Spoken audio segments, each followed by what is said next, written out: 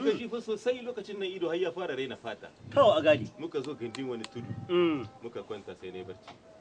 A cikin barcin nan na ce maka na ransa da Allah da ya talito ni. Su gisa tumir wa na ilhazab. Cikin kwanan nan nayi wani mafarki na ce sai na zo ka fasara ba. Yanzu ku a gadi. Ai daga bisa elim rakumi wannan amali babba. Fado bum mutuwa ce za ka yi. Menene? Mutuwa a gadi. Na ce maka daga bisa elim da ne su kamar zan fado sai nan markayi. Wuta za ka subhanallah. Jahannama kai an kace. Jahannama kuma Jahannama an kace. Wuta za ka. Ai baka san kakan da ta kare ba ko baka bari ba na kare. Kare ga sai na surmiyo ta gaushen wuyar rakumi. Kama kali. Ta ɓaci talauci. Amma da duka ƙara rashi.